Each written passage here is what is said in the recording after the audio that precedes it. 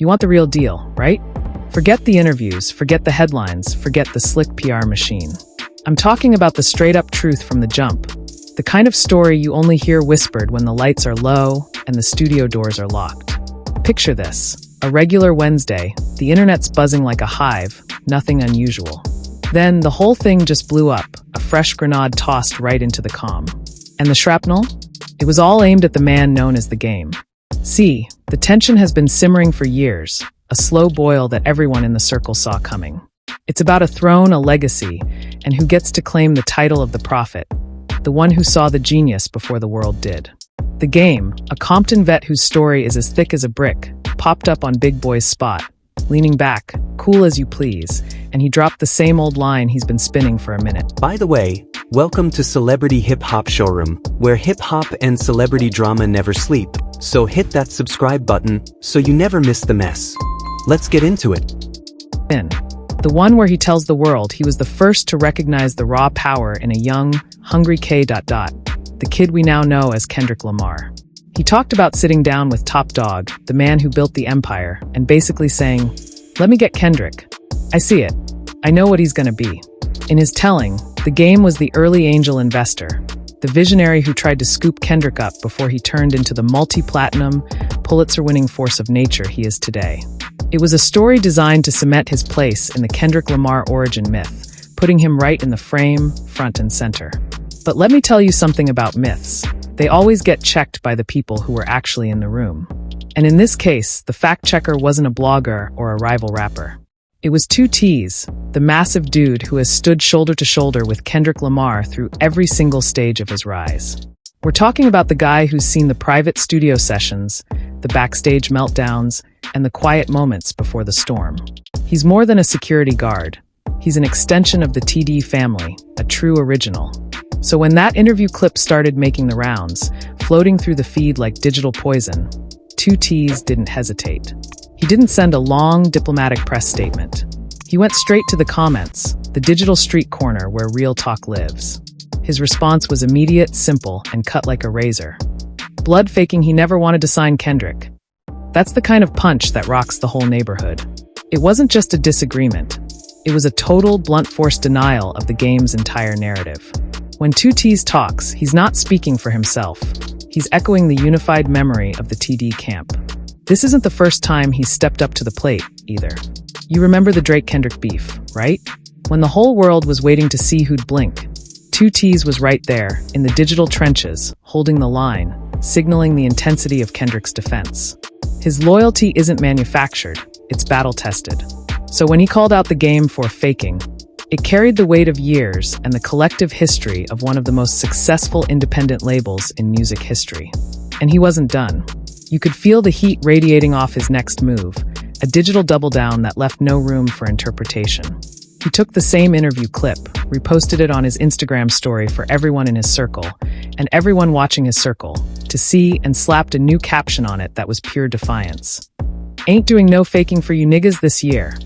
That right there is the language of a man who is fed up, a man who has heard the same self-serving story too many times and decided that enough is finally enough. It was a public declaration of war against what they clearly see as historical revisionism. It's like watching someone try to paint over a legendary mural, and the original artist's crew is standing there with cans of spray paint, ready to protect the real art. This isn't just about a one-off claim. The truth is, the Game has been dropping hints about his early mentorship of Kendrick for years. It's part of his personal legend, the idea that he's the one who bridges the gap between the legends of yesterday and the superstars of today.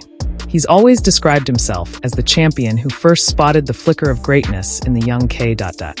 And to be fair, the Game was an established star when Kendrick was still finding his footing, still grinding on the mixtape circuit, still known mainly within the LA streets. But the question isn't whether the Game said a kind word or showed support. The question, according to Teez and the Tde circle, is whether he truly tried to sign him, and more importantly, whether his current recounting of those years is an honest reflection or a heavily inflated boast. The frustration from Kendrick's camp runs deep. They feel like every time Kendrick hits a new peak, a Grammy sweep, a cultural moment, or, in this case, surviving the biggest rap beef in decades, someone from the periphery tries to sneak into the historical photo. They're trying to inject themselves into the pure, almost mythological story of Kendrick, Top Dog, and the original TD crew building an empire from literally nothing. It wasn't built with the help of established stars trying to grab a piece of the action. It was built on raw talent, relentless vision, and the kind of airtight loyalty that binds street crews together. That's why Teez's comments are more than just a clapback. They are a defense of that sacred origin story. They are saying, "We did this on our own. Don't try to rewrite the credits now." Think about what the game's claim actually implies. It suggests that Top Dog, the man whose entire reputation is built on his ability to spot and cultivate genius, almost let Kendrick walk to another established artist. It challenges the fundamental narrative of TD as the nurturing, self-contained ecosystem where Kendrick's talent was allowed to blossom without external interference. And that's where the real animosity sparks. To the TD vets, the game's story isn't a tribute. It's an attempt to take credit for a victory he didn't help win. It's a subtle shade that suggests, "I was the one with the real vision, not them." Teez, a man whose presence is usually silent but whose actions are loud, is essentially drawing a line in the sand. He's telling the world that the time for polite nodding and letting bygones be bygones is over. His message signals a renewed, aggressive effort to protect the unvarnished truth of Kendrick Lamar's journey. This isn't about beef, it's about history. It's about ensuring that when future generations look back at how Kendrick Lamar went from a local kid to the voice of a generation, the story they read is accurate, honest, and gives credit exactly where it is due. To the people who were there from the very first rhyme, the very first demo tape, the very first time Top Dog looked at K.Dot and knew he was holding lightning in a bottle.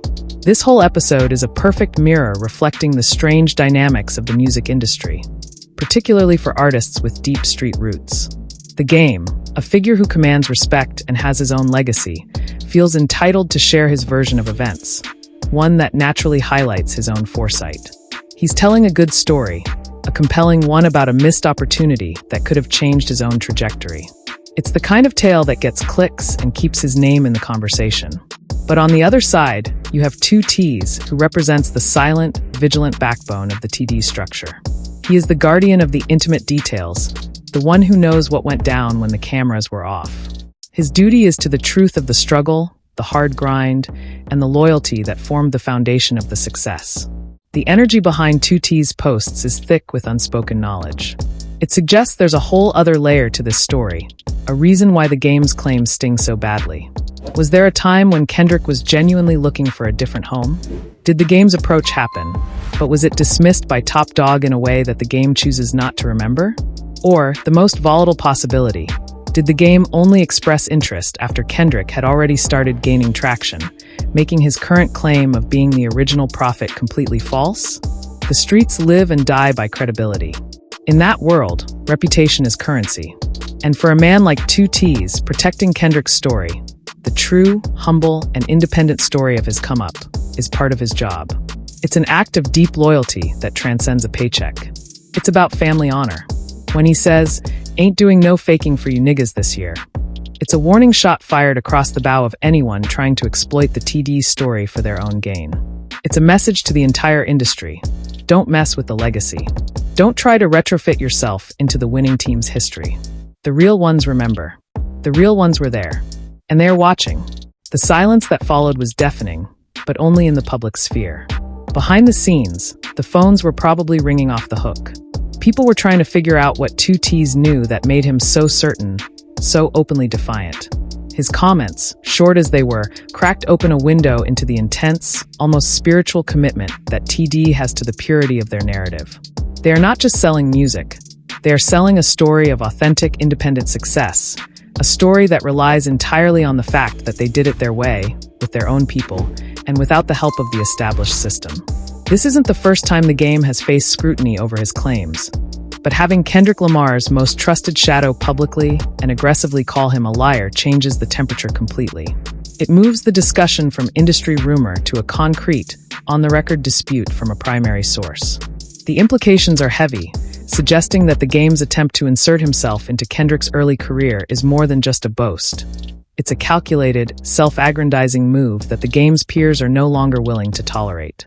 And as the story continues to circulate, every single person involved in the early days of TD is nodding their head, knowing that Teez finally said what they've all been thinking for years, leaving the entire narrative hanging on one question. What exactly did the game really say to Top Dog all those years ago? And what has he terrified the world? We'll find out if Teez keeps talking. The street court is officially in session, and the game's credibility is on trial. This story is far from over, trust me. There are more receipts to be dropped, and Teez looks like the man holding the ledger. I'd love to hear your thoughts on this situation, so please share your opinions in the comments. Also, don't forget to like, subscribe, and turn on notifications to stay updated on this story.